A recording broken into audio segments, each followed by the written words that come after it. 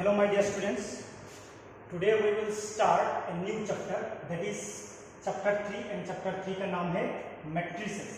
आज हम matrices chapter को शुरू करने वाले हैं।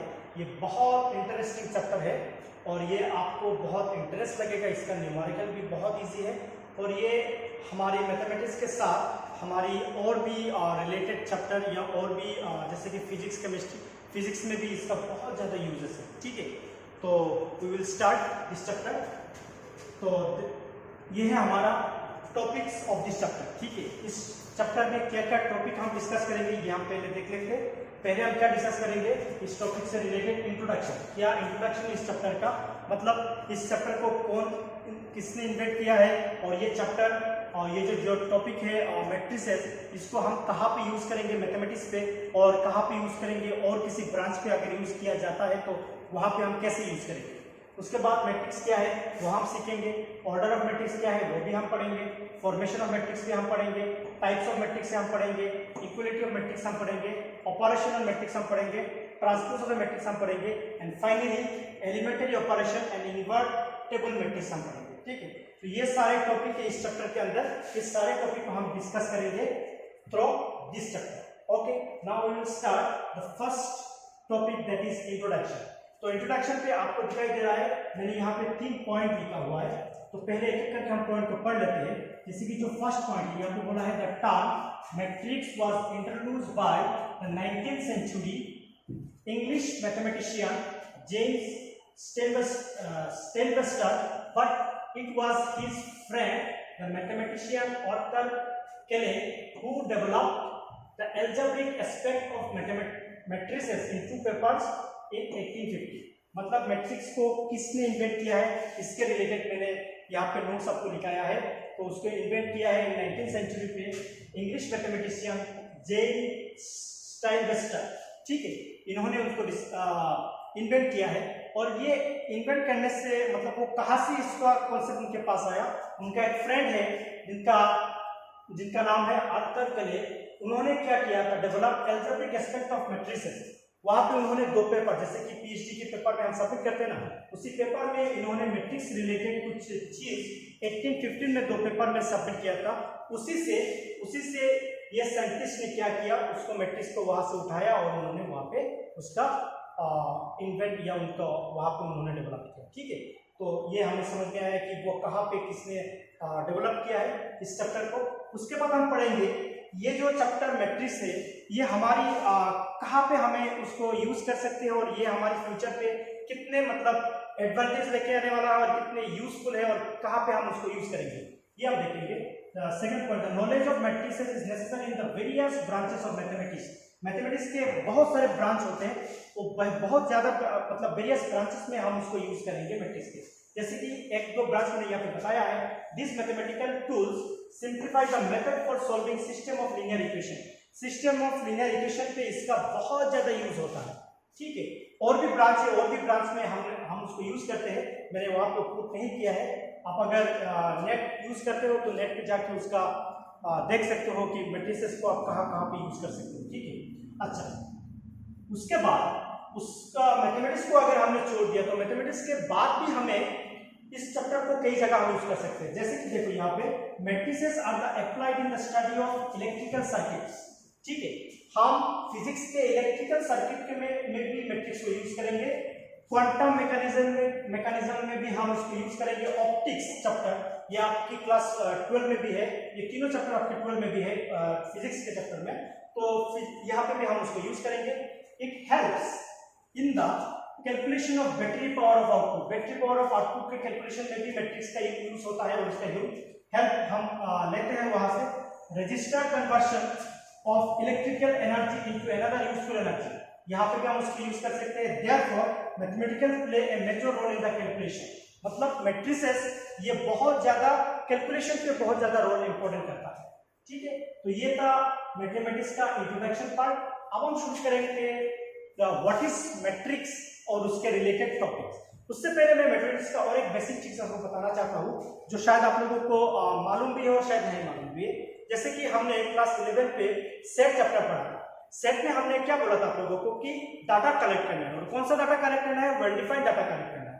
डाटा कलेक्ट करना है लेकिन वो वेल डिफाइन होना चाहिए। तो मैट्रिक्स में भी वही काम करना है, डाटा को हम कलेक्ट करेंगे, लेकिन वो डाटा देखो डिफरेंट डाटा हम कलेक्ट कर सकते हैं। जैसे कि सेट में हम सिर्फ एक टाइप की डाटा कलेक्ट कर सकते हैं। जैसे कि मान लो अगर हमें स्टूडेंट का डाटा कलेक्ट करना है तो एक ही स्टूडेंट कैटेगरी में हम उसको रखेंगे, लेकिन मैट्रिक्स में एक मैट्रिक्स के अंदर हम उस स्टूडेंट का रोल नंबर, उस स्टूडेंट का नाम, उस स्टूडेंट का यूनिट टेस्ट का मार्क्स, उस स्टूडेंट का या फाइनल एग्जाम का मार्क्स, उस स्टूडेंट का फादर्स का नेम, मदर्स का नेम, ये सारी चीज हम मैट्रिक्स के अंदर एक साथ एंट्री कर सकते हैं, एक साथ हम कलेक्ट कर सकते हैं। लेकिन सेट में हम एक साथ इतने सारे डाटा कलेक्ट नहीं कर पाते, ठीक है, लेकिन मैट्रिक्स में हम वो कर सकते हैं, ठीक है। तो वो था difference between the set and matrix. अब हम शुरू करेंगे एक्चुअली मैट्रिक्स का डेफिनेशन क्या है वो हम पढ़ेंगे यहाँ पर। What is matrix? देखो What is matrix? A matrix is an order of rectangular array of numbers or functions. The numbers or functions are called the elements entries of the matrix. मतलब matrix के अंदर हम matrix क्या है, एक order pair है और ये एक रेक्टेंगुलर ऑर्डर पेयर है मैट्रिक्स, ठीक है। और उसके अंदर क्या होगा, रियल नंबर होगा या फंक्शन होगा, ठीक है।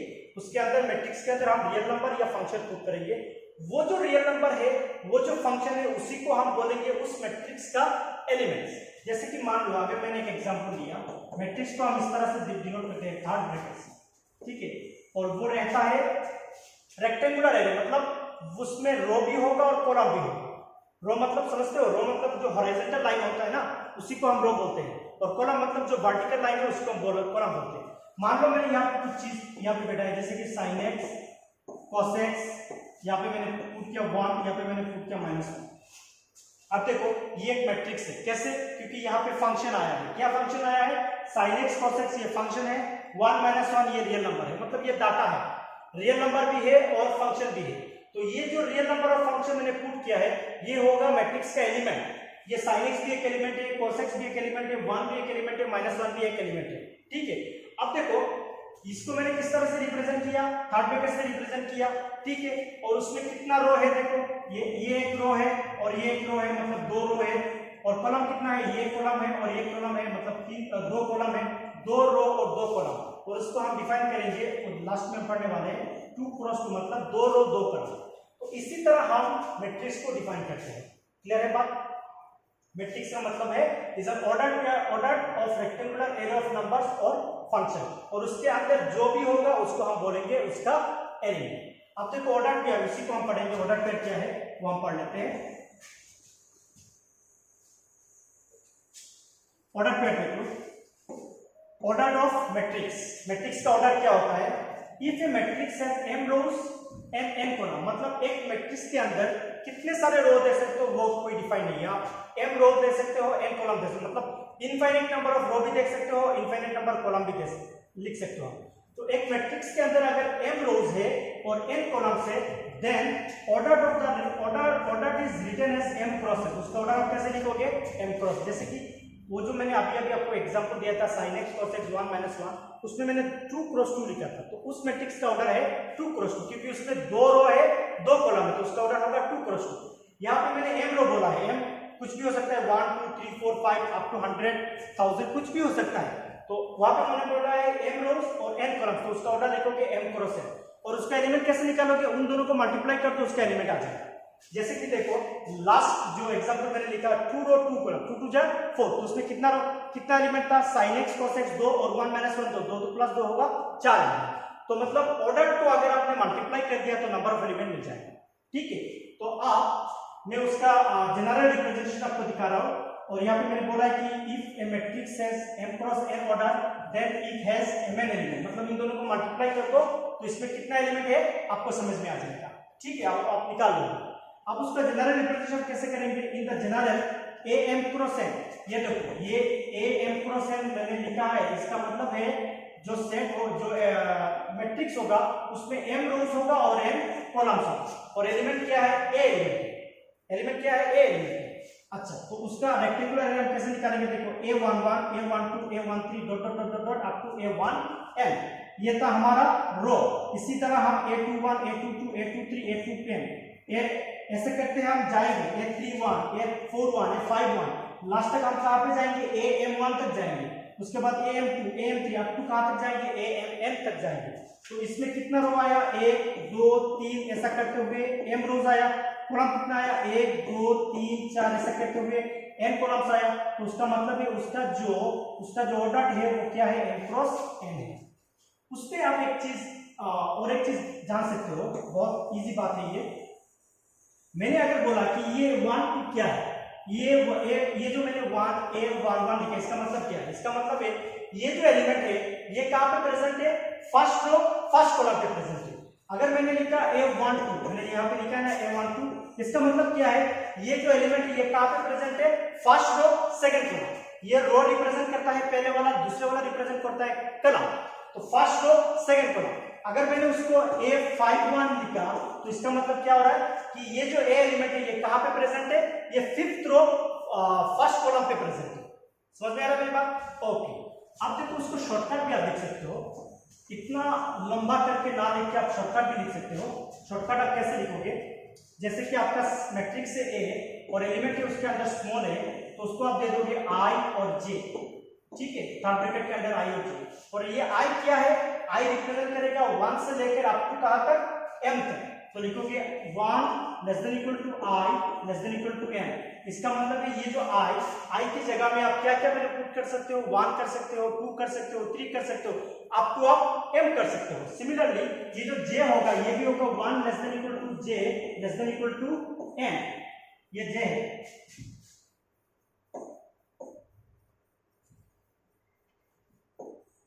ये j है, ठीक है, 1 less than equal to j less than equal to m। इसका मतलब है j का वैल्यू आप 1 से लेकर n तक पुट कर सकते हो, ठीक है ना मेरे पास? अच्छा, अब देखो मैंने इसको यहाँ पे रिप्रेजेंट किया a is equal to a small ij, और यहाँ पे मैंने m क्रॉस n दिया, मतलब इसका ऑर्डर m क्रॉस n है। और ये i का वैल्यू आप क्या पुट कर सकते हो, 1 से लेकर m तक पुट कर सकते हो। j का वैल्यू आप 1 से लेकर n, ये 1 है, यहाँ पे i मत देना, ये 1 है, 1 से लेकर n तक पुट कर सकते हो। और ये i और j क्या है, ये नेचुरल नंबर है, i j belongs to natural number, ठीक है। उसमें एक नीचे एक नोट्स है, वो भी हम देख लेते हैं। नीचे जो नोट्स है उसमें क्या बोला है देखो, we shall consider only those